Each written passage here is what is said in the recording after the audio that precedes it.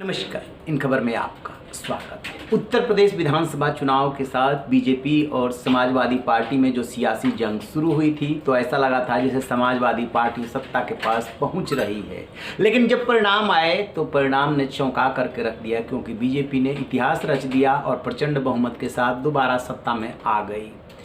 इसी दौरान विधान परिषद का चुनाव होता है 36 सीटों के लिए, और जब परिणाम आए कल तो पता चला कि समाजवादी पार्टी पूरी तरीके से साफ हो गई।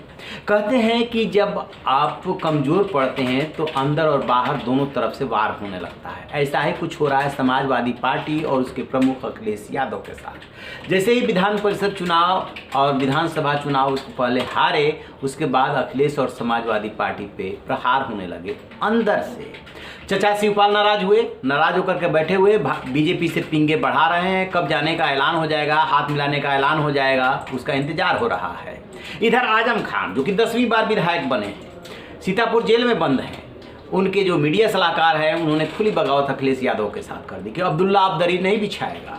मुस्लिम वोटों से आप और आपके पिताजी 4 बार मुख्यमंत्री रह लिए, अब ये नहीं होगा। यानी कि बागी राह पे आजम खान भी है। कहा जा रहा है कि ओवैसी से हाथ मिला सकते हैं, मिलाएंगे कि नहीं मिलाएंगे ये वक्त बताएगा। लेकिन अखिलेश यादव जो परेशान हैं वो इन अंदरूनी कलह की वजह से परेशान तो हैं ही हैं। बाहरी जो सियासी विरोधी होता है वो तो सामने है, वो तो अटैक करेगा ही करेगा, वो स्वाभाविक है। लेकिन जब अंदर से अटैक होने लगता है तो आप कमज़ोर होने लगते हैं। अब इसी बीच में क्या हुआ कि विधान परिषद के जो समीकरण बन रहे हैं वो जो है अखिलेश यादव के खिलाफ जा रहे हैं। 2017 में जब सीएम योगी बने थे तब विधान परिषद में बीजेपी के विधान परिषद सदस्यों की संख्या महज 7 थी, और जब 36 सीटों पे चुनाव हुआ है, 33 पे बीजेपी जीती है, तो इसके साथ ही संख्या उसकी बढ़कर के 67 के पास पहुंच गई है। क्योंकि बीच में जो चुनाव होते गए बीजेपी अपनी सीटें बढ़ाती गई और अब कहा जा रहा है कि 67 के आसपास पहुँच गई है। और अगले जुलाई में जो है बहुत सारे सदस्यों की सीटें खाली हो रही है। उसमें होता क्या है कि 36 सीटें तो स्थानीय प्राधिकार की होती है और 36 सीटें वो होती है जो कि एमएलए चुनते हैं, 8 सीटें शिक्षक चुनते हैं और 8 सीटें स्नातक चुनते हैं, और जो 12 सीटों पे जो है यानी कि 12 नॉमिनेट करता है राज्यपाल। तो स्वाभाविक सी बात है कि जो अखिलेश के राज में नॉमिनेट हुए थे उनका कार्यकाल पूरा होने वाला है, क्योंकि विधान परिषद का कार्यकाल 6 साल का होता है। अब उन 12 पे बीजेपी आएगी, और इधर से जो 36 में आपका खाता नहीं खुला, ये यहाँ पे आप हार ही गए।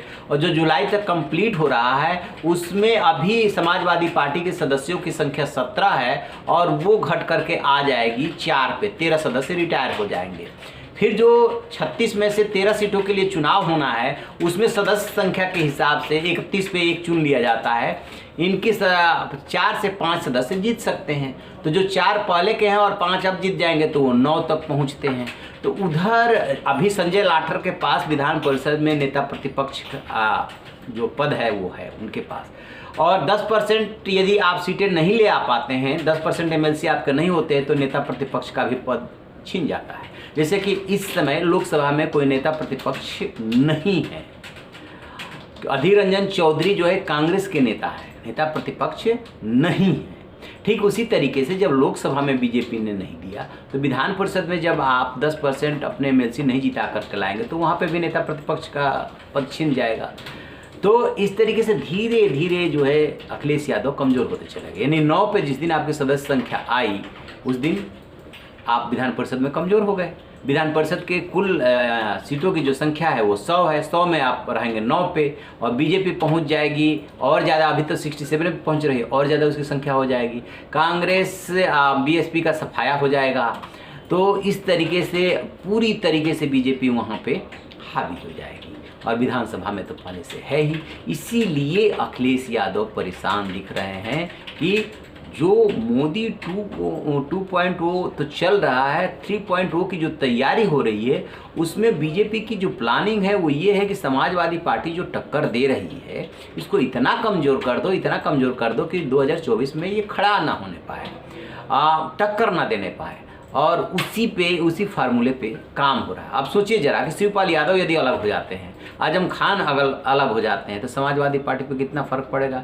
और जब आप कमज़ोर होने लगते हैं, दिखता है साफ साफ कि से जो है सत्ता में दूर दूर तक नहीं आने वाले हैं, तो जो अभी आपके पास भाग के आए थे ना, सबसे पहले भागने वाले वही होंगे। जैसे कि नाव में छेद होता है तो आदमी कूद कूद करके भागने लगता है ना, वही हाल होने वाला है जो बीजेपी की तैयारी है। तो आप रहिए बेखबर, देखते रहिए इन खबर। Thank you.